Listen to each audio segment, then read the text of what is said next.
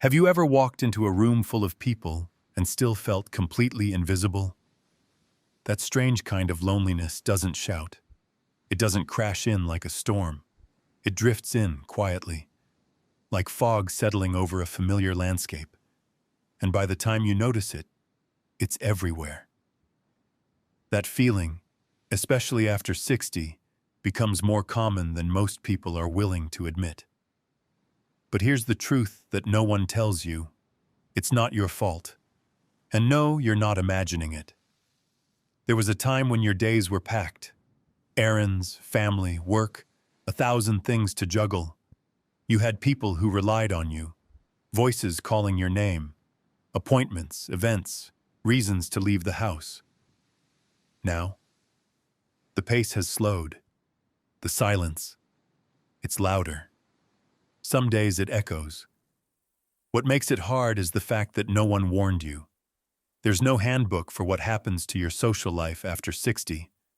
No one sits you down and says, "Hey, just so you know, you're going to start hearing from people less." Not because they don't care, but because they're busy, distracted, or simply don't realize how much silence can hurt. Some of your closest friends, they've moved away. Others are dealing with health problems. Some are gone. And the ones still around? They're tired too, or they've wrapped themselves in their own routines, their own little worlds. They didn't mean to leave you behind, but somehow it happened anyway. You might still run into people, chat briefly at the store, smile at a neighbor.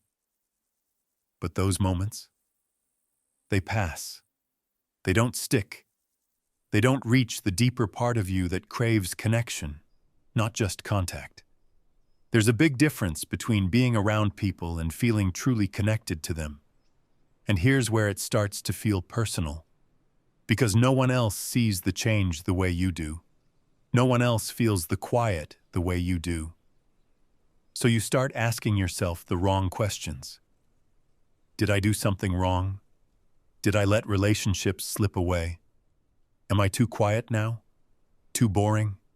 Too old? But you didn't do anything wrong. You aged.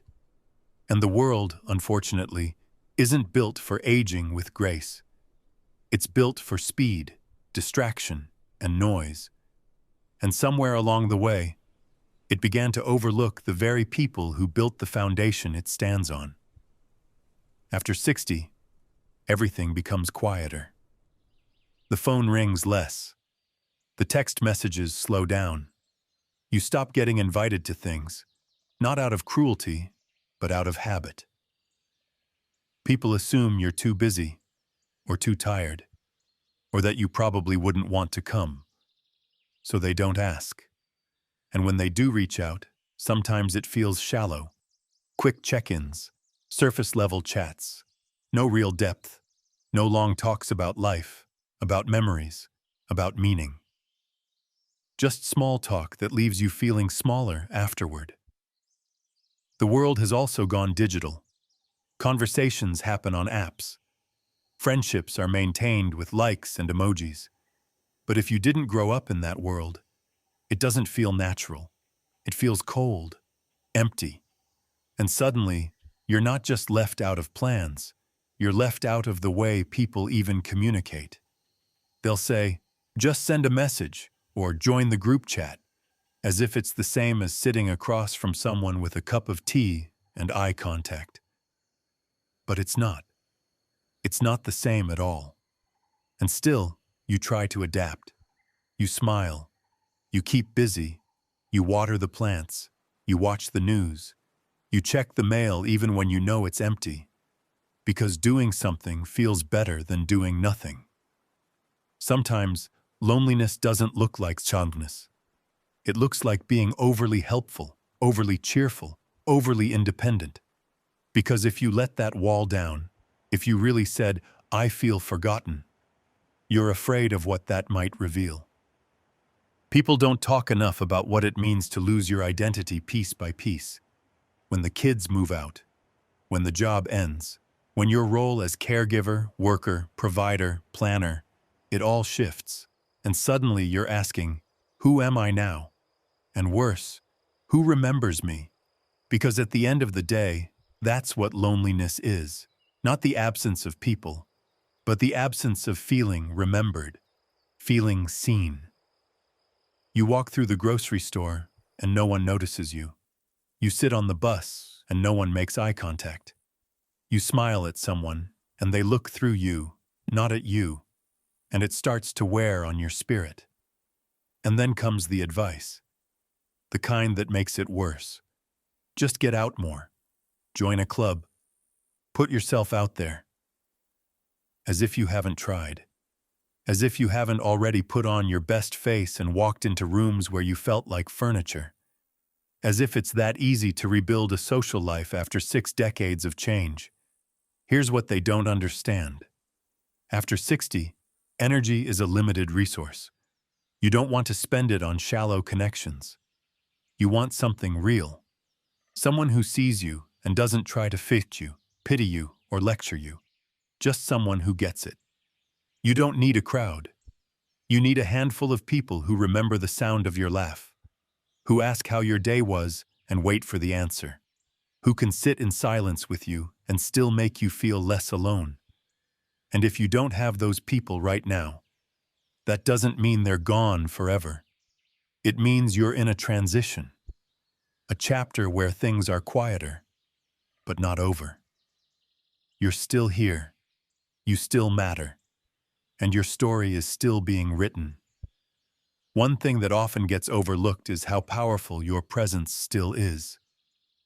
The wisdom in your eyes, the calm you bring to chaos, the way you listen, the way you notice things, small things, that others miss.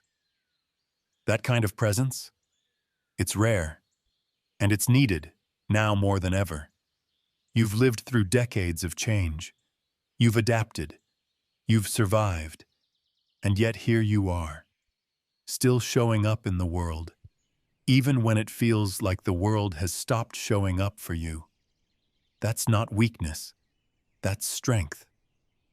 So the next time that wave of loneliness crashes in, remember this: it's not a reflection of your worth. It's a reflection of a society that hasn't yet figured out how to honor the beauty of aging. But you don't have to wait for the world to catch up. You can start small. Write a letter. Say hello to someone new. Share a story. Reach out to someone who might be feeling the same way but is too afraid to say it. And when they smile back, when they listen, when they lean in, that's when the fog starts to lift. That's when the loneliness begins to loosen its grip. And that's when you realize you were never truly alone. Let's take a moment to breathe together. You're still here, still carrying memories that stretch across decades, still waking up each morning with thoughts, feelings, wisdom, and the quiet hope that today might feel just a little less heavy. And that hope? That's not small. That's sacred. You see, after 60, the world doesn't pause to notice you, but that doesn't mean you're meant to fade. It just means you've entered a chapter that no one taught us how to write. This chapter requires more courage than most, not because it's full of danger or noise, but because it's full of space. Empty chairs, quiet afternoons, blank pages, and that can be terrifying, but it can also be freeing. You've earned the right to choose how you fill those pages now. You're not running a race anymore. You're walking steadily toward peace. And yes, it can feel lonely, but there's something honest about it too, something real. When the distractions fade, the truth gets louder. And the truth is, your presence still carries weight, even if fewer people call, even if the doorbell doesn't ring as much, even if the only footsteps you hear some days are your own. You are not less valuable now. You are more distilled, more you than ever before. What's gone is the noise, the pretense, the pressure to prove anything to anyone. What remains is the essence, the truest parts. And here's something else people forget to say. You're allowed to miss what was. You're allowed to grieve the old rhythm of life, the chaos, the laughter, the moments you didn't know you'd miss until they became memories. There's no shame in that, no expiration date on nostalgia. Let yourself feel it. Cry if you need to. Laugh if it surprises you. But don't bottle it up. Don't swallow the ache and call it strength. Real strength? It's feeling everything and still moving forward. And moving forward doesn't mean pretending everything is fine. It means finding new ways to feel alive, to reconnect with parts of yourself that might have gotten buried under responsibilities for decades. Remember those hobbies you used to love? The music you used to dance to when no one was watching? The long walks? The journaling? The singing in the car? They're still yours. They never stopped being yours. You just forgot how good they made you feel. Reclaiming joy isn't about becoming someone new. It's about reintroducing yourself to the person you were always meant to be, before life got so loud. But let's be real. Starting again is hard. Making new friends as an older adult? It's awkward. It's uncomfortable. It feels like dating again, but without the flirting. You sit across from someone new and wonder, do we click? Are we just being polite? Will this lead to anything? Sometimes it won't, and that's okay. Not every hello has to lead to a lifelong friendship. Some are just warm moments shared between two strangers. But every time you show up, authentically, openly, you increase the chances of real connection finding you. And maybe you've been burned. Maybe people have disappointed you, left you hanging, made you feel small. That kind of hurt doesn't vanish with age. It lingers, and it builds walls. But here's the thing. Walls keep out pain, sure. But they also keep out love, and laughter, and the possibility of someone saying, me too, I feel that way too. So if your heart has closed a little, let it open just a crack. That's all it takes. Just enough to let in a little light, a little warmth, a little reminder that you still have time to be surprised. Because you do. And now let's talk about meaning. There comes a point where socializing for the sake of being busy doesn't satisfy anymore. What you really want is depth, conversations that matter, moments that stay with you, people who don't just see your face but see your soul. That kind of connection doesn't happen often, but when it does, it nourishes you.